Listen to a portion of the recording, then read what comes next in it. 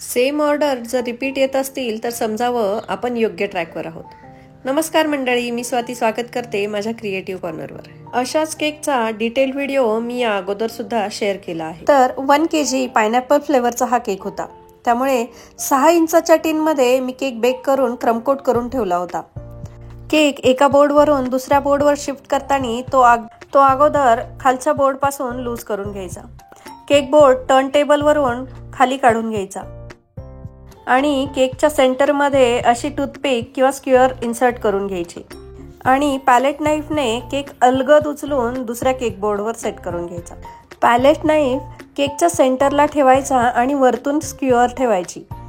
त्यामुळे केकच्या लेयर्स हलत नाही आणि आपण इझिली केक दुसऱ्या केक बोर्डवर शिफ्ट करू शकतो.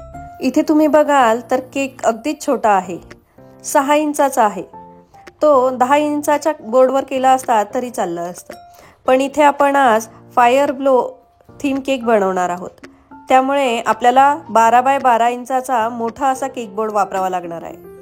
केक सेंटरला न ठेवता तो केक बोर्डच्या एक साईडला असा ठेवायचा.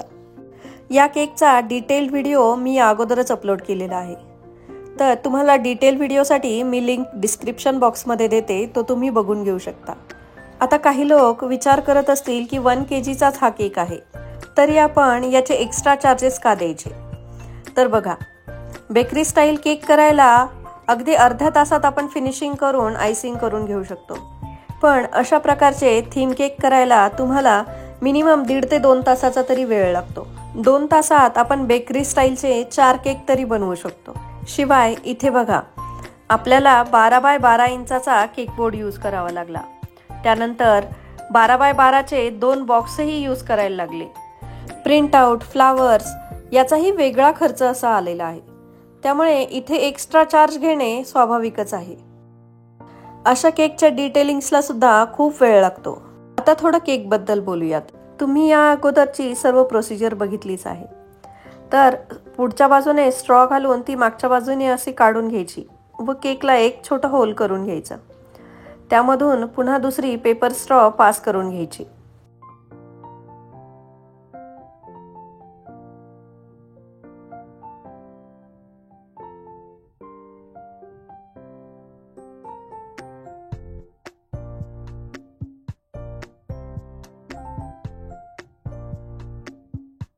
मागच्या बाजूने पुन्हा एकदा फिनिशिंग करून घ्यायची.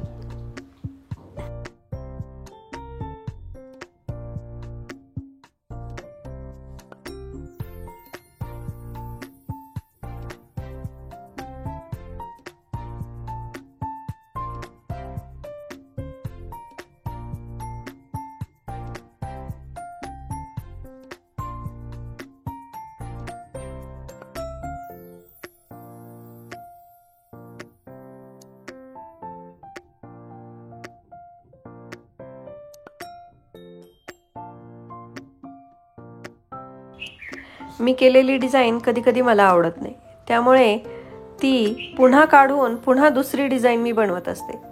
या केकच्या बाबतीतही तसंच झालं.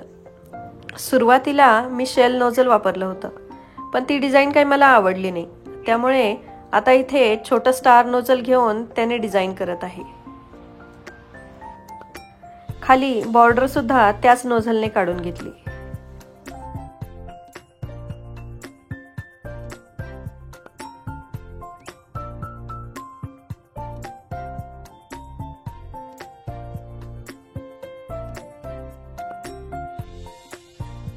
आता इथे बघा, आपल्याला कपकेक अटॅच करायचा आहे. तो कपकेक बोर्डवरून घसरू नये यासाठी कपकेकला खालच्या साईडने सेलो टेप लावून तो केक बोर्डला चिकटवून घेतला व फिक्स करून घेतला. त्यानंतर N1 नोझलने त्यावरती डिझाईन काढून घेतली व त्यावर एक छोटी कॅन्डल लावून घेतली. हा कपकेक प्लेस करताना तुम्हाला बरोबर पेपर टॉपरच्या समोरच्या बाजूला प्लेस करायचा आहे.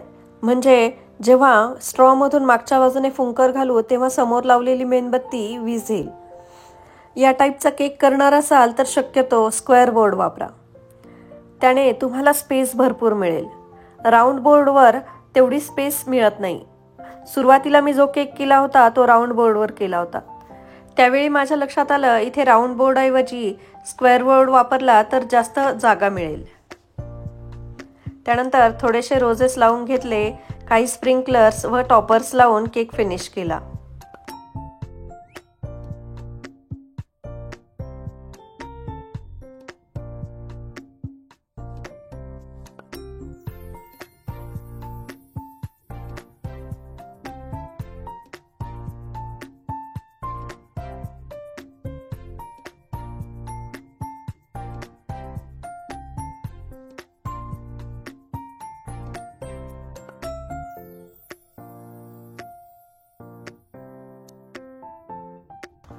फॉन्डंटने बनवलेला नेम पाण्याच्या साह्याने स्टिक करून घेतलं.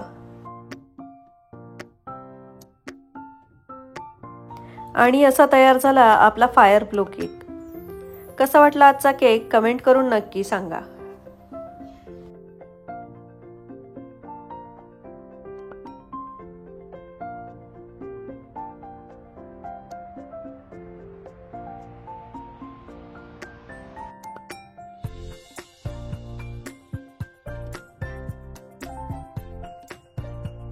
तर आज आपण या केकचं पॅकिंग सुद्धा बघणार आहोत. 12x12चा बोर्ड इथे आपण वापरलाय म्हणून 12x12चेच बॉक्सेस इथे वापरते. तर 2 बॉक्सेस अशा प्रकारे एकमेकात ऍडजस्ट करून घ्यायचे. त्यांचे फ्लॅप दोन्ही बाजूला येतील अशा प्रकारे ते अरेंज करायचे. बॉक्सचे वरचे फ्लॅप असे दोन्ही एकमेकांवर अरेंज करायचे. वरतून सेलोटेप लावून घ्यायचा आणि साईडने जी मोकळी जागा आहे तिथे व्हाईट पेपर लावून स्टिक करून घ्यायचा. तर कसा वाटला आजचा केक कमेंट करून नक्की सांगा. व्हिडिओ आवडल्यास लाईक, शेअर, सबस्क्राईब करायला विसरू नका. आणि अशाच नवीन व्हिडिओसाठी माझ्या चॅनलला व्हिजिट नक्की करा. पुन्हा भेटूयात पुढच्या व्हिडिओमध्ये. तोपर्यंत बाय.